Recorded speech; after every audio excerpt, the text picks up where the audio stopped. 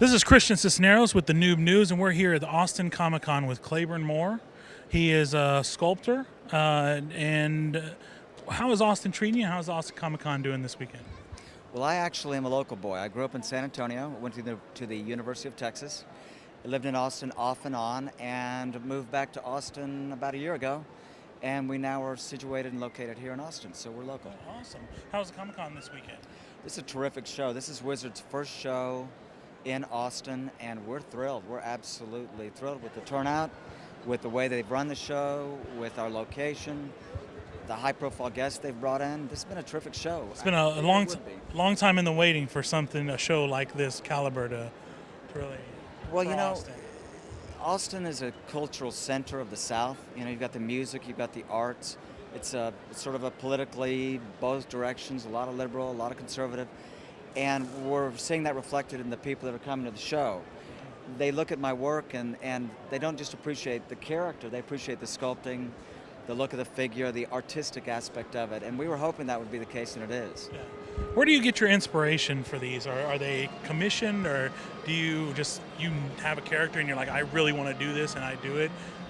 Well, I'm a licensing company, meaning I approach someone who owns their character, and I say, how about I do a statue of your character, and I pay you a percentage of it and give you a certain number of the statues. So like Mattel, like Hasbro, I'm a licensing company, just on a smaller scale. What is your big inspiration? What is kind of like... I'm classically trained. My influences are more the Americans and French sculptors of the 1880s and 1920s. I studied in Florence at the Academy of Fine Arts after I studied under Charles Umlauf at the University of Texas, his last year of teaching.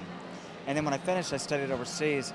So I try to bring a classic aesthetic to a character like Dawn, or Alice in Wonderland, or Emma Frost from Marvel. I try to bring that to this industry, and so far so good. I've been doing it for 17 years. Oh wow! Your sculptures, where do they range? Like, do you just strictly Price range? Comics, or do you get into the movies, television? Do you do I see what you're saying. sculptures, stuff like that?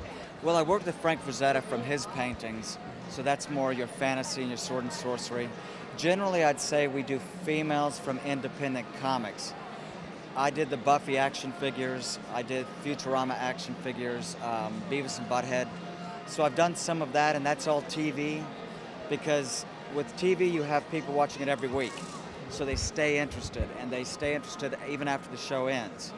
Like, they'll get the DVDs and things, but movies pretty much have a peak and then they ease off. Yeah. So the way I license is comic characters first, and then some TV second. But as you see here, this is all fantasy, science fiction painting, and comics. I noticed that you had some Walking Dead, which is a really big show right now. I've worked with Robert Kirkman for several years now, and I'm real happy for him. The show's great. I'll plug it. It's a fantastic show. And they've really stayed with the comic because AMC's really smart. If it's well written, it's a great comic, stay with the source material. A lot of people don't do that. And the show is really doing well. Robert's thrilled. I talked to him in New York about working together and doing some more things, and he's open to it. So hopefully we'll do some more Walking Dead stuff. What's the time frame that it takes you to put out a sculpture? I mean, and these are mass produced, right? Yeah. So you're from conceptual stage to getting approval and putting it out. What is that? Any statue takes about 200 to 300 hours. Now, that's not necessarily true of zombies. I can do those in a few days. But your manufacturing time is about 5 months. So from the time I start the piece, it's about a month sculpting, and then about 6 months in production before it hits the streets. What is the price range of one of yours?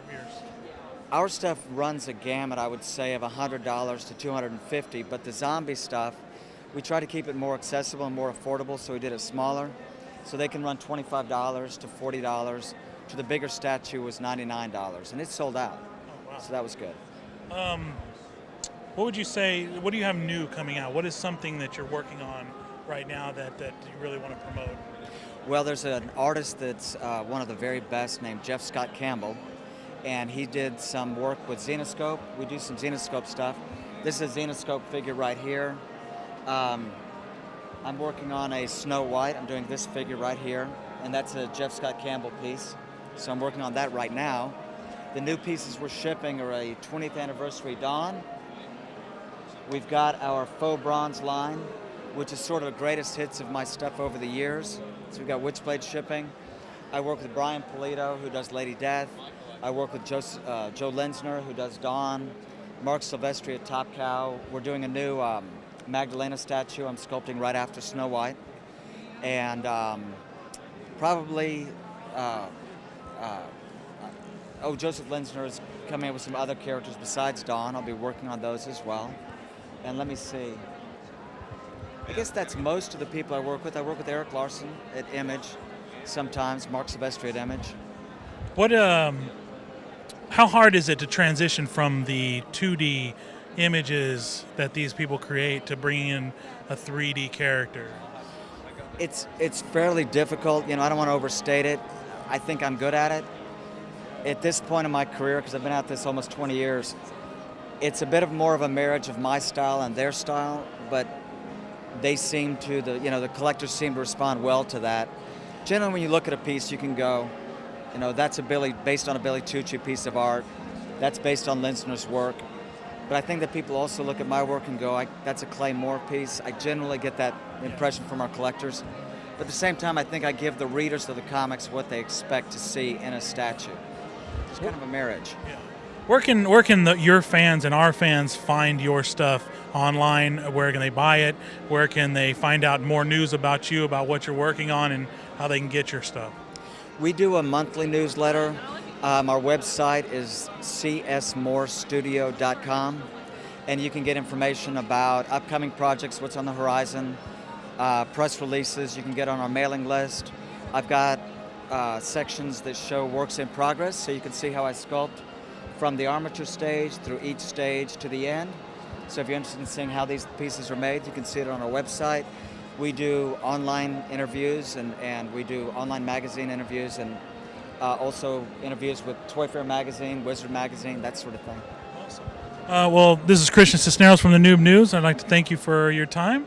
And you can find out more by going to their website and picking up some of the great sculptures here. I appreciate it. Thanks.